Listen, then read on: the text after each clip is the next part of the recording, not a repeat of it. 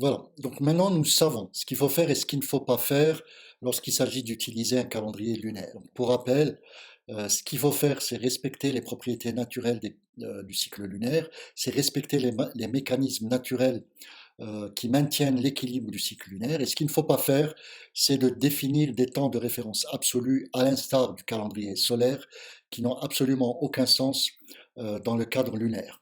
Donc, fort de ces éléments de réflexion, et qui s'appuient tous sur, donc sur la vérité scientifique, nous allons voir comment nous allons les appliquer pour dériver les calendriers lunaires à l'usage de l'islam. Potentiellement, il y aurait trois calendriers lunaires à l'usage de l'islam. Le premier s'applique au mois de Ramadan et s'étend à tous les autres mois de l'année. L'activité principale durant le mois de Ramadan, c'est le jeûne, et le jeûne commence à l'aube à un certain temps d'Imsek. Donc l'abstinence commence à l'instant Imsek.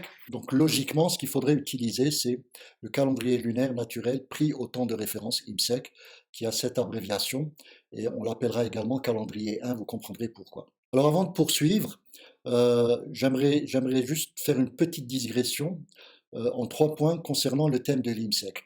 Et j'anticipe bien entendu sur une vidéo, Inch'Allah, qui va être publiée et qui va être entièrement consacrée à ce sujet. Alors la première chose que je veux dire, c'est que bien que ce temps IMSEC soit un temps métaphysique, puisqu'il répond à une demande métaphysique, ce n'est pas une raison pour faire et dire n'importe quoi au sujet de ce temps.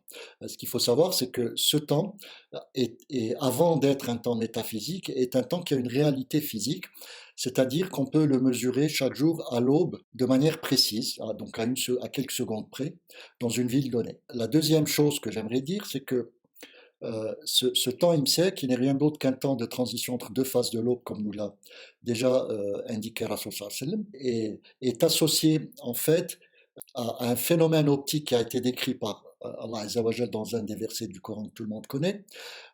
Et donc ce que je voulais dire, c'est que ce phénomène optique n'avait absolument rien à voir avec les étoiles, ni avec un prétendu halo de lumière d'étoiles durant une phase de l'aube. Ce phénomène optique est le résultat de l'interaction entre trois éléments, trois objets physiques, le Soleil, la Terre et la couche d'aérosol qui entoure la Terre. La dernière chose que je voulais dire, c'est que les temps prétendument IMSEC Fajr que vous obtenez dans les applications, dans les smartphones, n'ont rien à voir avec le temps IMSEC. C'est simplement un temps qui pointe la position angulaire du Soleil en dessous de l'horizon. Rien de plus, et qui en plus est ouvert à l'arbitraire des gens. Donc, point, je ferme les parenthèses et je poursuis. Maintenant, ce calendrier lunaire naturel IMSEC, lui, il est en fait généralisable à tous les autres mois de l'année. Pourquoi? Parce que la recette qui est utilisée pour le mois de Ramadan s'applique bien entendu aux deux frontières temporelles du mois de Ramadan. Elle s'applique donc aux 2 mois qui bordent le mois de Ramadan. Et donc de proche en proche, elles vont s'appliquer aux autres mois contigus, tels que Dhul Qa'da et Rajab, puis Dhul Hijjah et Jumad al-Thani, puis Jumad al-Awwal et Muharram. Muharram est le contigu de Dhul Hijjah, puis Safar et Rabi' al-Thani et Rabi' al-Awwal, donc qui est le dernier élément qui va boucler la boucle. Ce calendrier lunaire naturel IMSEC, c'est le calendrier de référence qui indexe les années lunaires. Voilà. Nous allons passer maintenant à la deuxième activité qui est celle d'essayer de rechercher la nuit du destin. Si nous savons qu'elle a lieu durant les nuits impaires du mois de Ramadan, dans les derniers jours du mois de Ramadan, à la 21e, 23e, 25e, 27e ou 29e nuit. Donc dans ce cas, le temps de référence indiqué, c'est l'instant de Maghreb, et le calendrier lunaire naturel qu'il faut prendre, c'est celui qui correspond au temps de référence Maghreb. Ce calendrier naturel Maghreb n'est pas nécessaire puisqu'on peut tout déduire du calendrier naturel IMSEC par une relation de correspondance qui va dépendre du moment d'occurrence de la conjonction lunaire dans les intervalles IMSEC-Maghreb. On va voir ça dans un instant. Enfin, la dernière activité, c'est celle de Tarawih. Donc celle-ci, en général, elle a lieu après l'Aïcha. Donc le temps de référence qu'il faut considérer, c'est l'instant de l'Aïcha plus 30 minutes. J'ai mis deux points d'interrogation pour dire que c'est ouvert. On peut prendre 15 minutes ou 30 minutes, mais attention, il y aura des conséquences. Dans ce cas, le calendrier lunaire naturel qu'il faut considérer, c'est celui qui consiste à prendre un temps de référence qui est Isha plus 30 minutes. Entendu, lui aussi sera peut-être déduit du calendrier naturel IMSEC. Donc nous allons voir quelles sont les règles de correspondance qui vont nous permettre de nous affranchir de ces deux calendriers et donc d'utiliser pour tout le calendrier naturel IMSEC.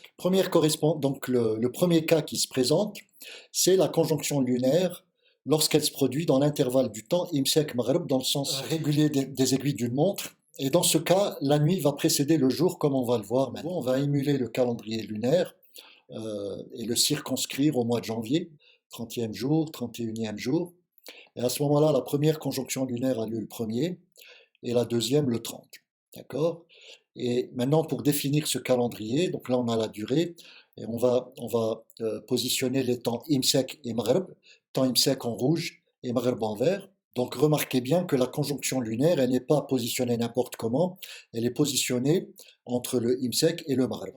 Dans ce cas, nous allons recenser le nombre de nuits dans le cadre du calendrier lunaire Maghreb et le nombre de nuits dans le cadre du calendrier lunaire IMSEC et voir comment ils se correspondent. Maghreb, la première nuit commence le 1er janvier, la deuxième le 2, etc. Et au final, on se retrouve avec 30 nuits, la dernière se terminant le 30 janvier. Maintenant, en ce qui concerne IMSEC, calendrier IMSEC, alors nous avons le premier IMSEC. Pour définir la nuit IMSEC, il faut définir le jour IMSEC, donc les temps de passage IMSEC. Donc le premier a lieu le 2 et non pas le 1, etc. Et le dernier a lieu le 30. Par contre, la première nuit IMSEC, elle a lieu le 2, donc juste après le premier IMSEC. Et dans ce cas, nous voyons se dessiner la correspondance entre la nuit IMSEC et la nuit Maghreb. Et dans ce cas, nous voyons que la deuxième nuit Maghreb correspond à la première nuit IMSEC, etc.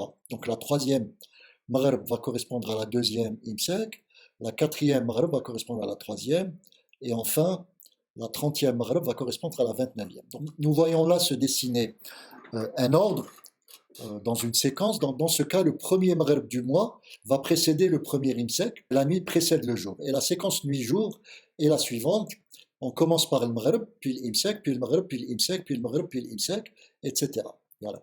Donc dans ce cas-là, la énième nuit du calendrier lunaire Maghreb va correspondre à la N-1 unième nuit du calendrier naturel IMSEC. Donc, si vous voulez, la 29e nuit du calendrier Maghreb va correspondre à la 28e nuit du calendrier IMSEC.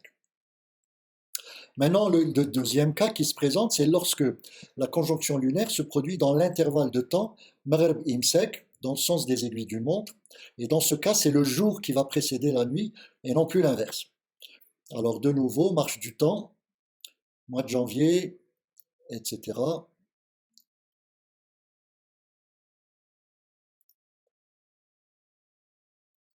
Voilà, donc conjonction lunaire numéro 1 elle a lieu le 1er janvier, conjonction lunaire numéro 2 elle a lieu le 30, IMSEC Maghreb qu'on va positionner, et voilà. Donc maintenant, remarquez que la conjonction lunaire n'est plus entre l'IMSEC et le Maghreb ici, mais elle est entre le Maghreb et le IMSEC dans ce cas. On va recenser de la même manière les nuits Maghreb et les nuits IMSEC. Donc dans le calendrier Maghreb, la première nuit aura lieu le 2, la deuxième le 3, etc. et la 29e le 30. Donc on a une nuit en moins par rapport à tout à l'heure. Par contre, par rapport au calendrier IMSEC, on voit que le premier IMSEC a lieu le 2, le deuxième le 3, etc. Donc la première nuit qui suit le premier IMSEC dans le calendrier IMSEC, c'est celle du 2, et donc nous voyons qu'il y a une correspondance entre la première nuit IMSEC et la première nuit Maghreb. C'est exactement le même index, c'est le même numéro. Idem pour la 2, etc. Voilà. Donc, en conséquence, nous voyons que dans ce cas, c'est le premier IMSEC du mois qui va précéder le premier Maghreb. Et cette fois, c'est donc le jour qui précède la nuit, contrairement au postulat du jour légal qui voulait que tout le temps, que ce soit le Maghreb qui précède le jour. Voilà. Dans ce cas, la séquence jour-nuit est la suivante, c'est d'abord IMSEC, puis Maghreb, puis IMSEC, puis Maghreb, etc. Voilà, dans cette séquence-là. Et cette fois-ci, la règle de correspondance est la suivante, la énième nuit dans le calendrier Maghreb va correspondre à la énième nuit dans le calendrier IMSEC. Nous pouvons résumer tout ça dans un tableau récapitulatif. Donc nous voyons que si la conjonction lunaire numéro 1 a lieu le jour entre l'IMSEC et le Maghreb, Le premier temps qui va se présenter, c'est celui du Maghrib. Et dans ce cas, c'est la nuit qui va précéder le jour. Et dans ce cas, les nuits potentielles impaires de la nuit du destin vont correspondre à des nuits paires dans le calendrier naturel IMSEC. Donc paire inférieure, donc le 21 correspond au 20, le 23 au 22, etc. Par contre, si la conjonction lunaire a lieu entre Maghrib et IMSEC, c'est-à-dire la nuit, à ce moment-là, le premier temps de passage sera celui du IMSEC, et dans ce cas, c'est le jour qui va précéder la nuit, et donc l'indexation impaire des nuits du destin potentiel vont être les mêmes dans les deux calendriers, IMSEC et Maghrib. En conclusion, nous pouvons dire que les nuits impaires dans le calendrier naturel Maghrib, elles vont rester impaires dans le calendrier IMSEC si la conjonction lunaire ouvrant le mois a lieu la nuit, ici, et elles deviennent paires inférieures, c'est-à-dire d'une unité en moins, lorsque la conjonction lunaire numéro 1 a lieu le jour, c'est-à-dire dans ce cas-là. Donc on peut répéter que le postulat de la légalité de la nuit qui précède le jour n'a plus aucune valeur physique et donc plus aucune valeur métaphysique. En le supprimant, on supprime avec lui l'usage incongru du temps de référence absolu qui produit intempestivement le calendrier artificiel inutilisable. Enfin, du fait de la remarque 1, ici, du fait de l'existence de ces règles de correspondance entre les deux calendriers Maghreb et IMSEC, le calendrier Maghreb ne va donc plus être très utile. On pourra utiliser simplement le calendrier naturel IMSEC. Voilà. Donc, les observations concernant le postulat du jour légal. Donc, il est aujourd'hui le principal responsable de la déroute des musulmans sur le thème du calendrier lunaire. Contrairement à l'affirmation du postulat, on voit bien que la nuit ne précède pas toujours le jour. Cela dépend du moment où la conjonction lunaire survient, le jour ou la nuit. Maintenant, nous abordons les scénarios possibles pour le premier et dernier jour du Tarawih, selon les moments d'occurrence des conjonctions lunaires 1 et 2. Il faut considérer les deux et non pas simplement la première. Donc on va regarder ce qui se passe avec le premier jour de Tarawih, donc, qui survient après la conjonction lunaire numéro 1, et le dernier jour de Tarawih avant la conjonction lunaire numéro 2. Alors donc on a deux tableaux en un. Le premier tableau va correspondre à la conjonction lunaire numéro 1, l'occurrence de la conjonction lunaire numéro 1, et le deuxième tableau correspond à l'occurrence de la conjonction lunaire numéro 2. Donc on voit que si la conjonction lunaire numéro 1 a lieu le jour, entre les IMSEC ou les Isha, je le précise pour que vous habituez, eh bien, le premier temps qu'on va voir passer, c'est celui du Isha. Et dans ce cas, c'est le Tarawih qui va précéder le jeûne. Donc on va commencer avec Salat Tarawih avant de commencer le jeûne. Par contre, si la conjonction lunaire numéro 1 a lieu entre l'Isha et IMSEC, alors à ce moment-là, donc c'est-à-dire la nuit, alors à ce moment-là, on va commencer à jeûner avant le Salat Tarawih. En fermeture, si la conjonction lunaire numéro 2 a lieu entre l'Isha et l'IMSEC, c'est-à-dire la nuit, le dernier temps qu'on va voir passer, c'est celui du Isha. D'accord? Et donc, on va clôturer le mois avec une dernière Salat Tarawih après avoir jeûné le dernier jour. Okay?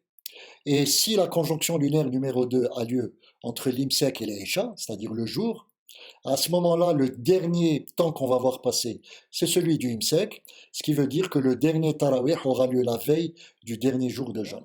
Donc à partir de là, on peut combiner ces deux possibilités et voir quels sont les 4 scénarios qu'on a en combinant les moments d'occurrence pour les deux conjonctions lunaires 1 et 2. Et nous allons donc voir quels sont le nombre de jours de jeûne et de Tarawih pour chaque combinaison, mais aussi quelle est la correspondance entre les nuits Isha et les nuits IMSEC. Mais cette fois-ci, on considérera uniquement la conjonction lunaire numéro 1. Dans ce premier cas, si la conjonction lunaire numéro 1 a lieu entre l'IMSEC et l'Isha, donc le premier temps qu'on verra passer, c'est Isha. On va débuter avec le Isha, donc avec Tarawih.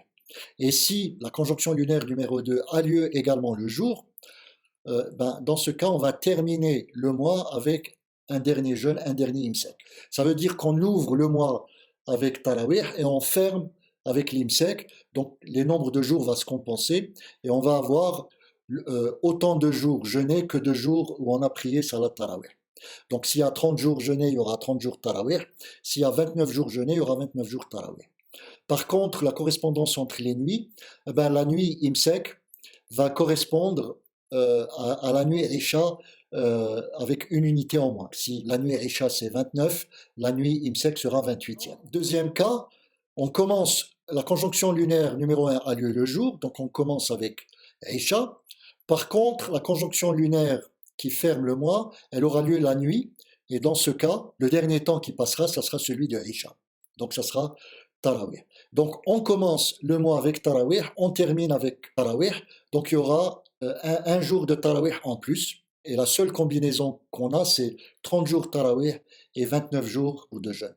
Dans ce cas, comme la conjonction lunaire numéro 1 a lieu le jour, comme précédemment, on aura cette correspondance entre les nuits Imsek et la nuit Isha. Si vous voulez, la 10e nuit Imsek correspondra à la 11e nuit Isha. Voilà. Alors maintenant, si la conjonction lunaire numéro 1 a lieu la nuit, c'est-à-dire entre l'Isha et l'Imsek, on va débuter le mois avec l'Imsek, par contre, on va terminer le mois avec l'Isha, donc avec Tarawih. Le nombre de jours vont se compenser, et comme ici, pour la combinaison jour-jour, ben dans la combinaison nuit-nuit, pour les conjonctions lunaires, ben on va avoir autant de jours jeûnés que de jours où on fera la prière du Tarawih. Par contre, la conjonction lunaire numéro 1 a lieu la nuit, la correspondance va être la même. L'ordre des nuits dans le calendrier Isha va être le même que dans les calendriers Imsek. Dans la dernière combinaison, conjonction lunaire a lieu la nuit, c'est le temps Imsek qu'on va passer en premier, et on sort avec le temps Imsek dans le cas où la conjonction lunaire a eu lieu le jour. Okay. Donc dans ce cas, on ouvre avec l'Imsek, on sort avec l'Imsek, on a donc un jour Imsek de plus, donc on va jeûner 30 jours et on va faire la prière 29. Et dans ce cas, l'ordre des nuits Isha Imsek est le même. Donc vous voyez que dans la pratique rituelle actuelle de nos jours, on s'est comporté comme si les combinaisons de conjonctions lunaires 1 et 2 qui sont passées, ça aurait été jour-jour ou nuit-nuit, puisqu'on a toujours fait même nombre de jours jeûnés et jours tarawih. Or, nous avons 2 scénarios de plus qu'il faut considérer. Voilà. Bon, aujourd'hui, dans nos pratiques rituelles, tout se passe comme si les deux cas croisés jour-nuit ou nuit-jour sur les moments d'occurrence des conjonctions lunaires 1 et 2 ben, n'avaient pas lieu. Donc voilà. Voilà, donc maintenant nous allons passer en revue tous les calendriers artificiels utilisés aujourd'hui dans le monde musulman et voir un petit peu quels sont les défauts cachés de manière spécifique. Alors il y a 4 calendriers que nous avons numérotés pour les distinguer de 2 à 5. Donc le calendrier numéro 2, lui, croit au calcul astronomique, les conjonctions lunaires. Il ignore par contre le principe de visibilité et utilise le postulat du jour légal, le principe du jour absolu qui commence au Maghreb. Alors je sais que c'est quelques imams sénégalais et marocains prônent l'usage de ce calendrier, mais je ne sais pas dans quelle mesure ce calendrier est véritablement appliqué dans le monde. Ensuite, vous avez les 3 calendriers restants qui, eux, tous prônent le principe de visibilité. Simplement, les 2 utilisent le calcul des conjonctions lunaires, mais pas le dernier, lui qui a un calendrier vintage qui est fait à l'ancienne. Ce calendrier 3 va calculer l'âge du levant, il va calculer où dans le monde le croissant lunaire est susceptible d'être vu. Donc, sans rentrer dans les calculs, on peut dire de manière simple, si l'âge de la Lune est supérieur à 12 heures quelque part dans le monde, au coucher du Soleil, le premier jour sera le lendemain pour tous les pays du monde, et sinon, il sera le surlendemain. Le calendrier 4 fait la même chose, sauf que l'âge de la Lune est calculé localement dans un pays ou une région donnée. Donc c'est l'Arabie Saoudite et les pays qui la suivent qui utilisent ce calendrier. Le calendrier 3, c'est plutôt la Turquie, la France, l'Allemagne, la Suisse et d'autres pays d'Occident. Et c'est un calendrier qui est très en vogue actuellement. Voilà. Le calendrier 5, lui, tout simplement, ne croit pas au calcul, donc eux, ils se basent essentiellement sur la nuit du doute, c'est elle qui va être déterminante, et bien sûr la visibilité du croissant lunaire. Alors ce qui est curieux, qu'il faut signaler, c'est ce qui se passe pour les calendriers 3 et 4. Autant pour le calendrier 5, l'usage de la nuit du doute est justifié, puisqu'il ne croit pas au calcul, mais autant pour le calendrier 3 et 4, le fait d'émuler la nuit du doute n'est pas cohérent avec le fait de calculer les conjonctions lunaires et de ce fait de lever le doute. Donc voilà, il y a une bizarrerie avec les calendriers 3 et 4 qui est ni cohérente ni consistante. Alors maintenant, il y a 2 questions qui vont se poser. Il faut juste se rappeler la chose suivante, c'est que ces calendriers artificiels qui sont représentés par le calendrier rouge ont tous un calendrier précurseur naturel qui est pris à un temps de référence absolu, qui est le calendrier vert. Donc deux questions se posent. La première, c'est quel est le temps de référence absolu pris par les calendriers lunaires naturels associés? Et la deuxième question, quelles sont les conditions d'appariement, simple ou double, avec le calendrier 1, c'est-à-dire le calendrier lunaire naturel IMSEC? Pour répondre à la première question, nous voyons que le calendrier 2 utilise comme définition le temps maghreb, comme temps de référence absolu. Donc la définition est constante, quelles que soient les conjonctions lunaires. Le calendrier 3, lui, il va avoir un temps de référence absolu qui va être variable. Sa définition ne va pas être constante comme le calendrier numéro 2. Ça va être une définition qui va osciller autour du maghreb, plus en deçà qu'au-delà du maghreb. C'est quand même assez curieux et montre un petit peu l'instabilité de ce calendrier. Le calendrier numéro 4, lui, c'est encore plus curieux puisque son temps de référence va également être variable, sauf qu'elle va osciller proche du IMSEC et non pas proche du Maghreb. D'accord? Donc c'est quand même une autre bizarrerie. Pour le calendrier numéro 5, lui, son temps de référence absolu est complètement indéfini. Maintenant, pour la deuxième question, nous avons dit quelles sont les conditions d'appariement des calendriers artificiels avec le calendrier numéro 1. Alors ceci va être bien visible dans la représentation H24-1T. Donc, pour qu'il y ait appariement des calendriers artificiels avec calendrier lunaire naturel IMSEC, il faudrait que toutes les conjonctions lunaires aient lieu le jour, c'est-à-dire dans l'intervalle IMSEC, temps de référence absolu. D'accord? Si elles ont lieu le jour pour la première conjonction lunaire, il y aura un appariement simple. Si elles ont lieu sur les deux conjonctions lunaires, il y aura un appariement double et à ce moment-là, les deux calendriers seront identiques. Ensuite, il faut remarquer que ce temps de référence absolu est propre à chaque calendrier artificiel. On regarde le schéma alternatif de cette condition, c'est que si les conjonctions lunaires ont lieu la nuit, plutôt que le jour, dans le référentiel, dans l'intervalle TREF et IMSEC, ces calendriers artificiels vont accuser un retard d'un jour, donc respectivement, si bien sûr ils adoptent le calcul astronomique. Sinon, ça sera de 2 jours minimum ou plus. Donc ce que nous voyons là, c'est que cette condition d'appariement, elle revient à poser une condition sur le moment d'occurrence des conjonctions lunaires. Donc schématiquement, la différence entre ce calendrier lunaire naturel IMSEC, le calendrier numéro 1, et les trois autres artificiels, c'est la condition d'occurrence sur la conjonction lunaire. Donc pour résumer, on repart de la marche du temps, qui elle est verticale parce que c'est une ancienne figure que je n'ai pas modifiée. Donc on voit qu'il y a tout simplement deux questions à se poser pour distinguer les calendriers artificiels du calendrier lunaire naturel IMSEC numéro 1. Si le temps est supérieur à T1, T1 c'est 1990, 1990 c'est à peu près le moment où on a su calculer les conjonctions lunaires de manière relativement précise. Il a fallu attendre 10 ans de plus pour avoir un calcul plus fin. Cette question-là va permettre de séparer le calendrier numéro 1 du calendrier numéro 5. Si on est jadis, hier, donc avant de connaître le calcul des conjonctions lunaires, en suivant le chemin 1, on aboutit au calendrier 5 qui, lui, n'est pas du tout précis et il cumule une erreur de 3 jours à l'entrée et en sortie. Ce qui différencie les calendriers, c'est cette condition équivalente sur le moment d'occurrence de la conjonction lunaire. Donc si on ne l'utilise pas, ça revient à définir le calendrier lunaire naturel IMSEC qui cumule 0 jour d'erreur. Donc il est précis, qui va recenser tous les jours commençant et se terminant entre deux conjonctions lunaires consécutives, donc tous les jours commençant à l'IMSEC, sans en oublier aucun, sans en ajouter aucun. Bien sûr, ceux qui suivent ce chemin, qui malgré tout, aujourd'hui, suivent le calendrier numéro 5, donc le calendrier vintage, ils vont faire comme si la science n'avait pas évolué, ils vont rester au même point que jadis.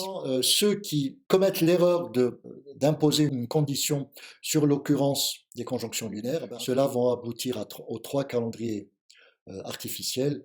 Le numéro 2 qui va cumuler une erreur d'un jour, le numéro 3 qui va cumuler une erreur moyenne d'un jour et demi, et le numéro 4 qui va cumuler une erreur de 2 jours. Voilà. OK? Donc ceci nous amène à ce schéma qui résume un petit peu les différentes erreurs induites par ces calendriers artificiels. Donc le calendrier numéro 1, lui, 0 erreur, d'accord, puisqu'il recense tous les jours entre deux conjonctions lunaires consécutives. Le calendrier 2 et 3, lui, il a deux modes d'erreur. La première en contractant le mois. S'il a 30 jours, il le ramène à 29 jours en contractant sur la première conjonction lunaire. Ou alors, s'il est de 29 jours, il le ramène à 30 jours en le rallongeant d'un jour sur la deuxième conjonction lunaire.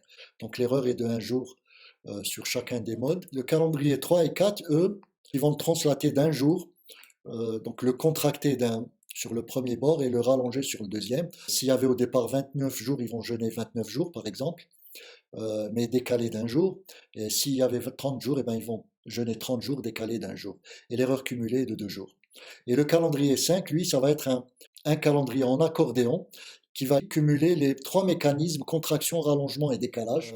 Ça veut dire que sur le premier jour, on risque de contracter de 1 ou 2 jours, et sur le dernier jour, on risque de rallonger d'1 ou 2 jours alternativement. Donc si on avait 29 jours au départ, on va se retrouver avec 30 jours à l'arrivée, et si on avait 30 jours au départ, on va se retrouver avec 29 jours à l'arrivée, ce qui nous donne à peu près 3 jours environ cumulés sur les deux bords. Maintenant, on va voir quelles sont les distributions des temps de latence pour les autres calendriers. La première chose qu'on remarque, c'est qu'elles ne sont pas uniformes et elles ne sont pas incluses dans l'intervalle de 24 heures. D'accord? Donc vous voyez le calendrier 1 qui est un calendrier naturel, lui, sa distribution des temps de latence est uniforme et inscrite dans un intervalle de 24 heures. Par contre, les autres calendriers, elles ne sont pas uniformes. Il y a un bout, petit ou grand bout, qui va sortir de cet intervalle de 24 heures. Donc les temps de latence moyens associés à chaque calendrier, elles sont de 12 heures pour le calendrier naturel et plus de 24 heures sur les autres calendriers. Celui-là, il est à 23 heures pour le calendrier numéro 2. Si vous voulez, c'est un petit peu le moins mauvais. Donc ceci est une caractéristique des calendriers artificiels. D'une part, ils ne sont pas uniformes et d'autre part, ils ne sont pas inscrits totalement dans cet intervalle de 24 heures. La deuxième caractéristique qui montre que ces calendriers sont mal définis, c'est le fait qu'ils induisent chacun un effet seuil. Donc vous voyez, pour le calendrier lunaire, il n'y a pas d'effet seuil, c'est 0 heure. Pour le calendrier 3, c'est 12 heures, 18 heures pour le 4 et 8 heures pour le 2. Donc ce qu'on voit, c'est que l'exigence d'un temps minimum de plusieurs heures sur delta t0 est une conséquence des définitions artificielles utilisées. Ce n'est pas une signature de la nature, cette dernière n'imposant aucune restriction sur le seuil de delta t0, puisqu'il est égal à 0 heure. C'est donc une déformation du cycle lunaire introduite par l'homme. Donc tous les gens qui vous disent qu'ils ne veulent pas prendre le premier jour parce qu'il est trop proche de la conjonction lunaire, ils ne réalisent pas que cette condition qui pose cet effet seuil qui pose n'est rien d'autre qu'une perversité qui découle justement d'une mauvaise définition du calendrier lunaire